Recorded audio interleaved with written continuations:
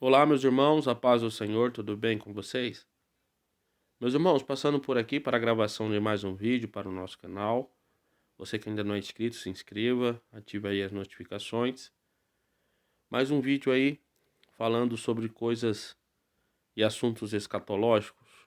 Hoje trabalhando um aspecto mais tipológico. Vamos entender aí algumas tipologias bíblicas que estão inseridas no Antigo Testamento e que apontam propriamente dito para o Novo Testamento. Vamos estar falando aí sobre a tipologia, né, de Jericó, dos personagens que nós encontramos no livro de Josué, né, Josué, por exemplo. Qual a tipologia de Josué, a tipologia de Jericó, a tipologia dos dois espias, de Raabe, do rei de Jericó e etc, né? Lembrando, meus irmãos, que a tipologia bíblica ela é muito estudada, né?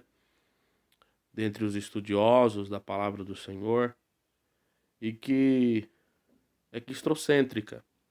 Repetindo, é cristocêntrica. Por quê? Porque é bíblica, né?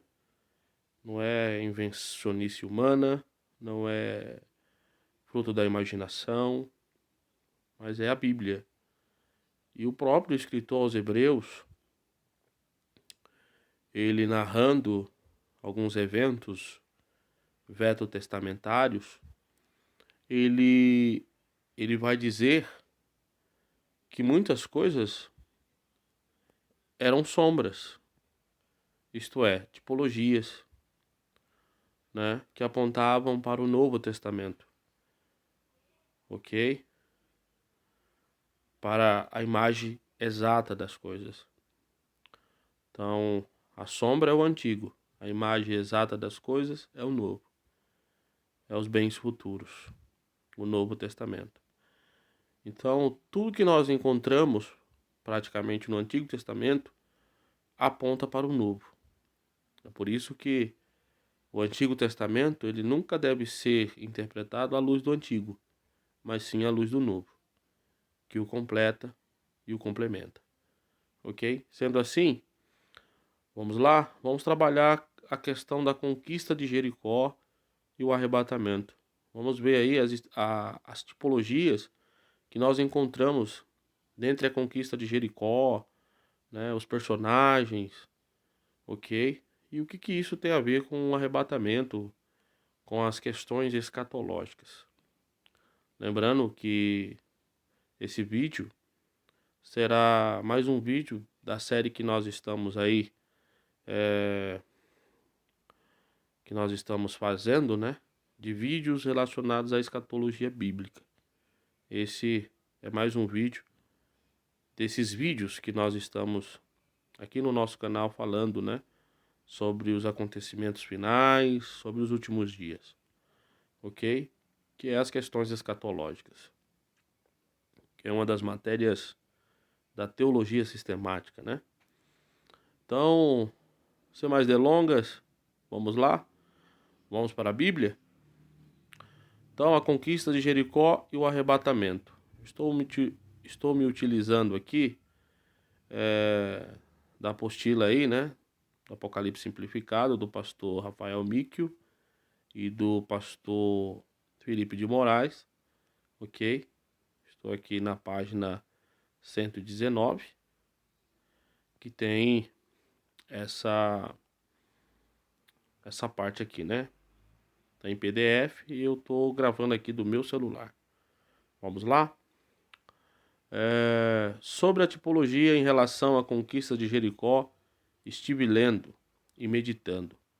Vamos analisar algumas observações. Para compreender melhor, siga as instruções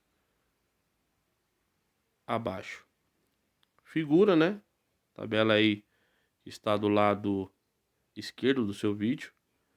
E a representação, né? Do lado direito aí do seu vídeo.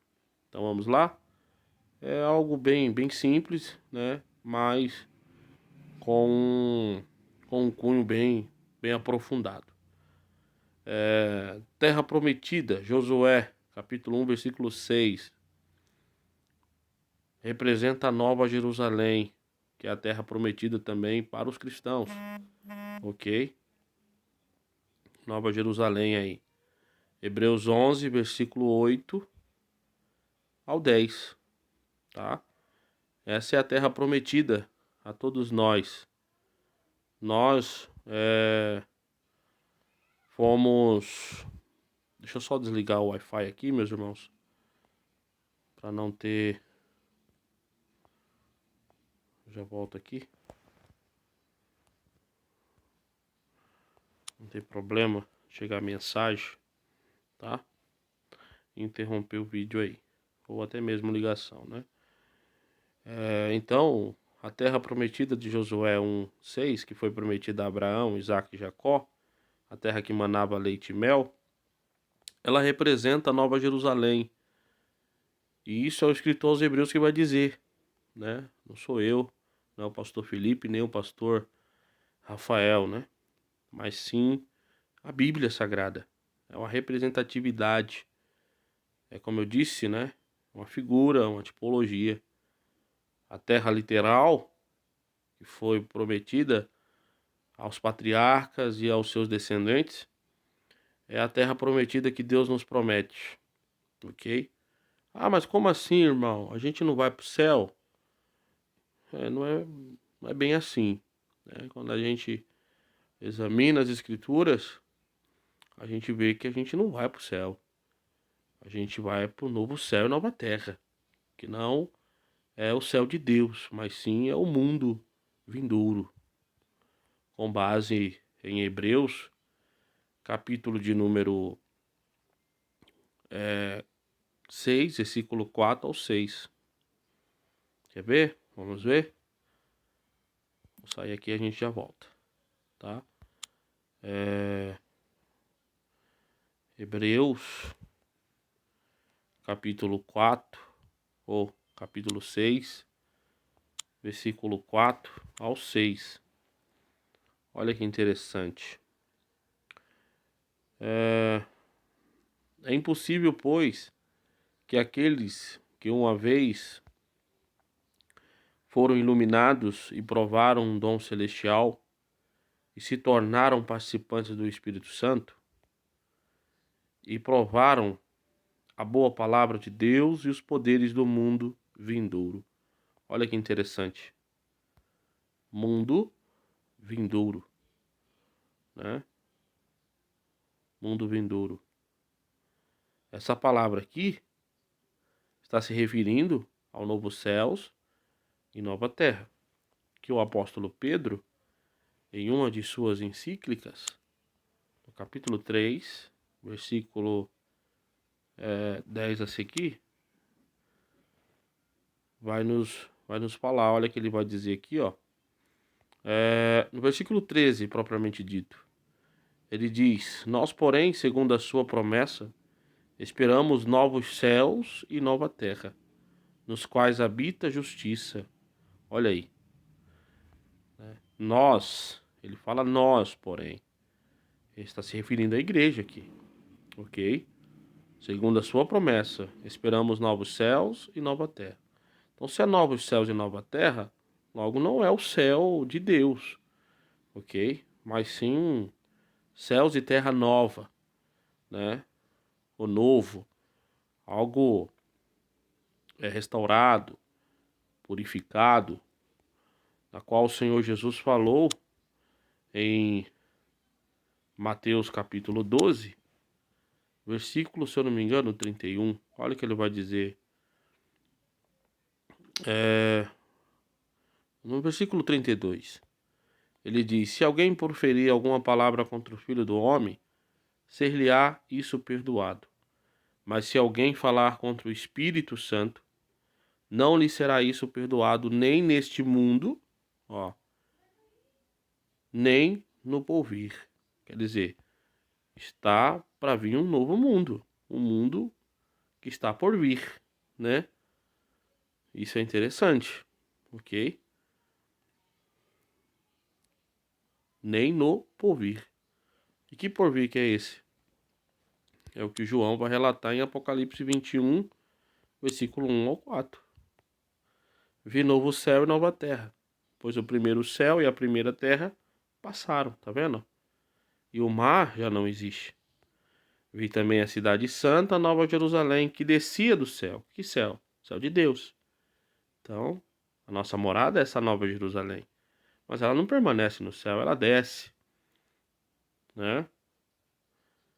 Ataviada como noiva adornada para o seu esposo. Então ouvi grande voz vinda do trono dizendo: Eis aí o tabernáculo de Deus, isto é, a morada dele, né? Com os homens.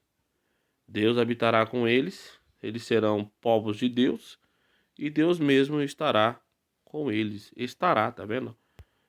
Com eles. Não é nós estar com Deus, é Deus estar conosco. Essa sempre foi a vontade de Deus, de estar conosco. Isso nós vemos tanto no Antigo como no Novo Testamento, ok? Deus querendo viver com o homem. É por isso que ele ordena a construção do tabernáculo terrestre na antiga aliança. Depois passa para o templo, depois do templo para a reencarnação de Jesus, né? Ou encarnação, melhor dizendo, reencarnação não, encarnação de Jesus. E a, a, a sua vinda a nós, né? Perante nós, ok? Como? Em nós, como templo do Senhor, templo do Espírito Santo. Então, a vontade de Deus é habitar conosco. E aí, o que ele faz? Ele traz a cidade dele, que está lá em cima, que é a nossa pátria, que é a nossa terra prometida, né? Para onde? Ele traz para a terra, ok? Mas não essa terra, uma terra purificada. Mateus capítulo 12, ou 19, 28, vai falar sobre isso, ok? Sobre a restauração de todas as coisas, tá? Então a terra prometida apontava para a Nova Jerusalém, que é o nosso descanso, que é a nossa pátria, ok? O nosso descanso, a nossa terra prometida. Então essa é uma figura, terra prometida do Antigo Testamento com a Nova Jerusalém do Novo Testamento, que está lá no céu, mas que não permanece lá, desce de lá, conforme Apocalipse 21, versículo 1 ao 4. Ok? Continuando. Jericó, Josué 2, versículo 1. Jericó representa o mundo, sistema mundano, ok? Isso é fato. Nós vemos que Jericó estava com todos os seus aparatos, né? Podemos dizer assim, toda a sua inovação.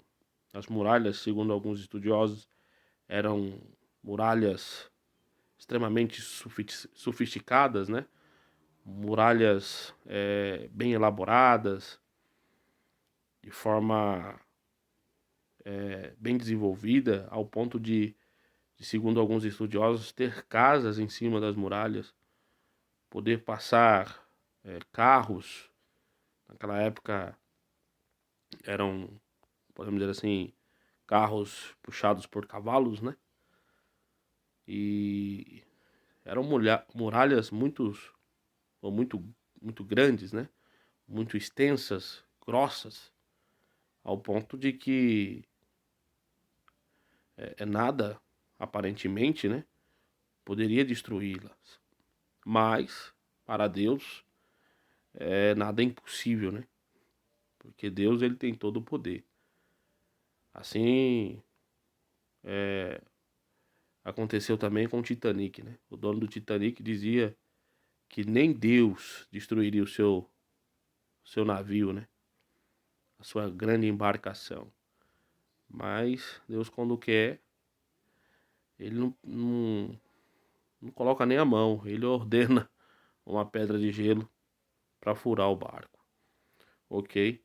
Então, para Deus, as grandes construções mundanas e humanas, nada é, né?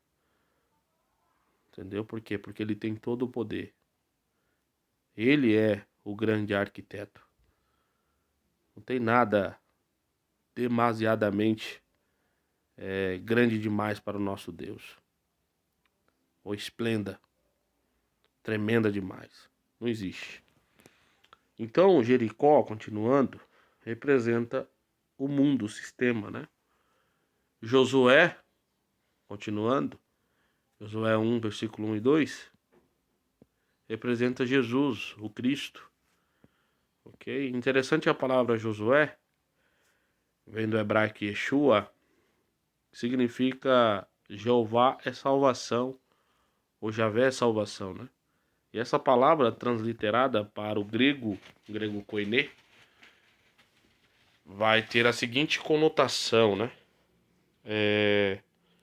Jesus. E a palavra Jesus significa o Senhor salva, né? O Senhor é salvação.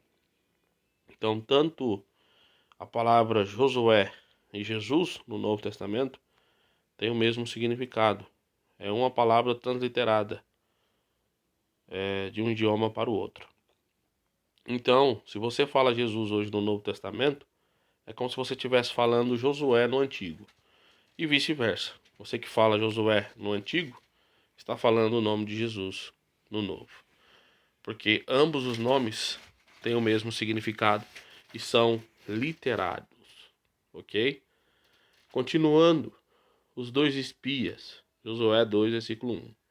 As duas testemunhas, Apocalipse 11.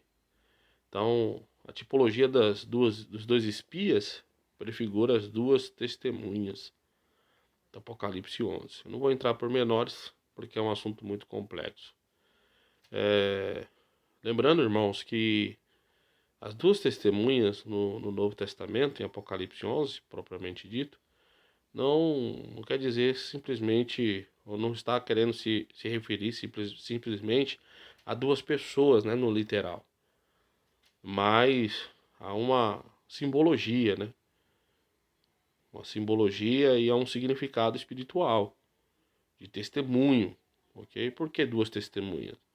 Porque na antiga aliança, o testemunho só era aceito com duas ou mais de duas testemunhas. Caso contrário, não era aceito. Né? Duas testemunhas também fala das duas oliveiras, dos dois castiçais, fala também dos dois pactos, antiga e nova aliança, né? Que é os dois testamentos. Então, tem vários significados, né? Então é mais um sentido espiritual do que um sentido literal propriamente dito. Não vou dizer que não vai existir as testemunhas, duas testemunhas. Mas não quer dizer que é duas testemunhas só, unicamente. Né? Ok? Então os dois espias apontavam para as duas testemunhas. Ok? Que anunciam a terra prometida, que anuncia os bens futuros, ok? A pregação do evangelho que consiste nessas questões, né? A gente observa que os dois espias, quando foram espiar a terra, né? Foram analisar como que era, como funcionava, viu lá Jericó primeiramente. Eles anunciaram, né? De forma correta, né? Como que, como que era, né? Ok? Passaram as informações do sistema, como que funcionava. Você conhece a história, sabe muito bem, né? Aí, logo em seguida, nós vemos Raabe, né? Josué 2, versículo 1, ok? Raabe, irmãos, significa, tipologicamente falando, é claro, né? A igreja. É uma representatividade da igreja. Como assim? Uma prostituta representar a igreja? Lembrando, irmãos, que outrora, antes de sermos igreja, ou de nos tornarmos igreja, éramos tidos, né, como prostitutas, como queiram, né? perante o Senhor, porque andávamos nus, ok? Vi, é, é, constantemente nós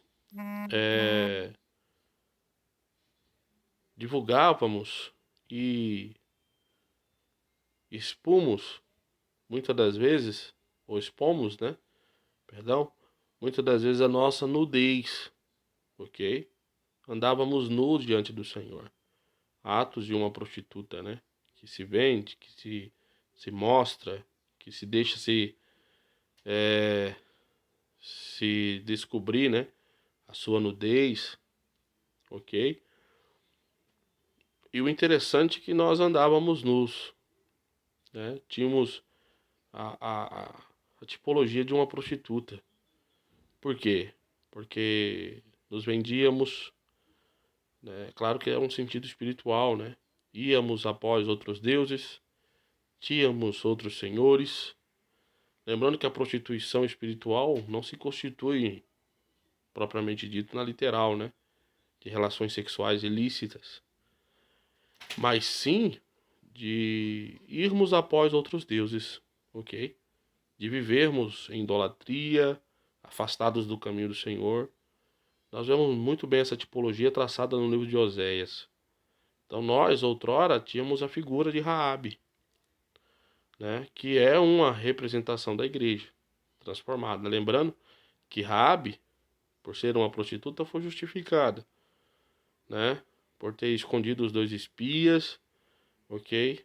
E também por ter se casado com, com Salomão, Salomão, né? Não é Salomão, é Salomão. Ou melhor, Salomão não, é Salmão, né? Salmão, acho que é mais ou menos isso. Que significa no hebraico vestes ou vestuário. É interessante, né? Porque Salmão vai ter a tipologia de Cristo, que tem as vestes para nós. Isso é muito interessante, né? As vestes para cobrir a nossa nudez. Se lembra do ato da queda, da passagem da queda, que após Adão e Eva ter pecado, eles reconheceram que estavam nus e Deus mata, tudo indica, um cordeiro para cobri-los, né? Para vesti-los. Essa é a ideia da Raabe com Salmão, né? Porque Raabe estava nua, no sentido espiritual, ok? Com suas vestes, vamos dizer assim, despidas, né? Tiradas, mostrando a sua nudez, a sua pecaminosidade. Mas o seu Salmão o vem e o cobre, tem veste para lhe dar. É tremendo isso, irmãos.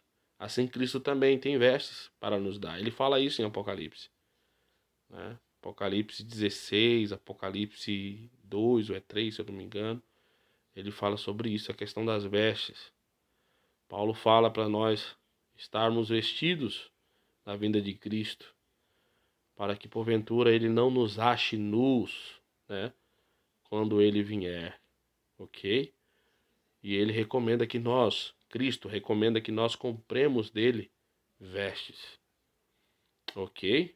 Porque ele é o vestuário, ele é, né, o que cobre nossas iniquidades, que cobre nossa nudez, nossas vergonhas, é ele.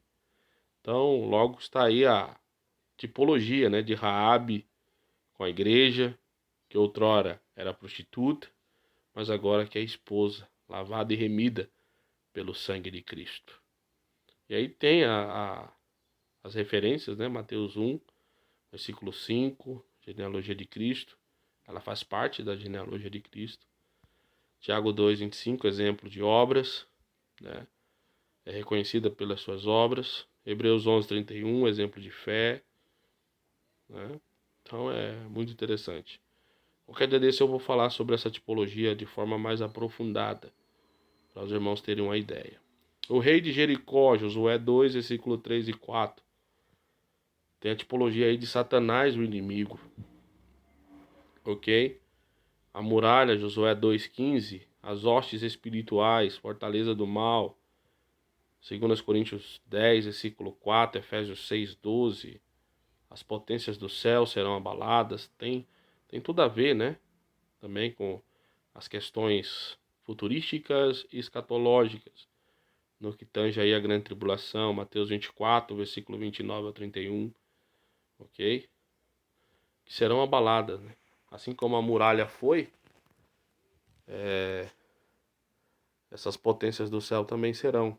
As hostes espirituais, né? Creio que no retorno de Cristo vai haver também um grande confronto, né? De anjos com demônios. Vai ser algo muito, muito espiritual mesmo, algo esplêndido, né? Porque vai ser uma grande guerra, ok? Mas sempre o exército do Senhor vence. Porque o Senhor dos exércitos nunca perdeu uma batalha. Louvado seja o nome do Senhor. Cordão vermelho, Josué 2, versículo 18 e 21. O azeite das lamparinas das virgens que aguardam, né, ou aguardavam o noivo. Josué 2, versículo 18 e 21, tipologicamente falando, aponta, né, para Mateus 25, versículo 1 ao 8. A aflição de Jericó, Josué 6, versículo 1, a grande tribulação, Mateus 24, 21. Sete sacerdotes, Josué 6, versículo 4, os sete anjos, Apocalipse 8, versículo 2. Toque das trombetas ou buzinas, Josué 6, versículo 16, que foi, né, o, o pré-requisito, podemos dizer assim, para a derribada, né, das muralhas, aponta para as trombetas, para as sete trombetas do Apocalipse. Apocalipse 8, versículo 2, 11, versículo 15 ao 18 e 1 Coríntios 15, versículo 51 ao 52. Ok? A retirada de Raabe, de forma rápida, né? Mas não invisível, que é o rapto, Josué 6, versículo 22 e 23, aponta para o arrebatamento da igreja, 1 Tessalonicenses 4, versículo 13 ao 18. Josué deu vida a Raabe e habitou no meio de nós até o dia de hoje, né? Isso é de fato. Assim como Cristo deu também vida para nós, estando nós mortos, Efésios 2, versículo 1 e 2. Ok? O destino dos infiéis, Josué 6, versículo 21 e 24. A destruição dos ímpios, o lagar da ira de Deus, Apocalipse 19, 15. Né? Nós vemos isso aí, ok? O descanso, Josué 1, versículo 13 e 15. O milênio, Hebreus 4, versículo 8 ao 10. E Salmos 95, versos 7 ao 11. Olha só que, olha só que quando o contexto de Hebreus diz a respeito do descanso, ele cita Josué. Isso é maravilhoso. Porque se Josué lhes houvesse dado repouso, não falaria depois disso de outro dia. Portanto, resta ainda um repouso para o povo de Deus. Porque aquele que entrou no seu repouso, ele próprio repousou de suas obras, como Deus das suas, né? Hebreus 4, versículo 8 ao 10. Trombetas, né? Joel 2, versículo 1. Tocai a trombeta em Sião e clamai em alta voz no meu santo monte. Tremam todos os moradores da terra, porque o dia do Senhor vem, está perto. E aí vai, né? Então, meus irmãos, me perdi aqui. Deixa eu voltar aqui. Achei. Aponta, né, essas questões para as questões escatológicas, né? Aí a 1 Coríntios 15, 51 a 52, fala do mistério de Deus, né?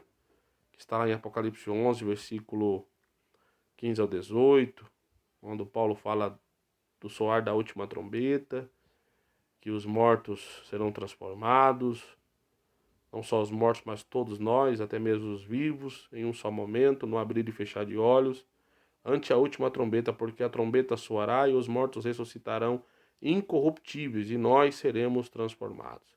Aí você vê o paralelo disso em Apocalipse 11, versículo 15 ao 18, né? E aí vai, meus irmãos. Então, é isso, ok? Espero que os irmãos tenham gostado do vídeo aí. Essas questões apontam, propriamente dito, para as questões do arrebatamento. Amém, meus irmãos? Deus abençoe os irmãos, né? A paz do Senhor Jesus a todos. E espero que os irmãos tenham gostado aí do vídeo. Amém? Deus abençoe.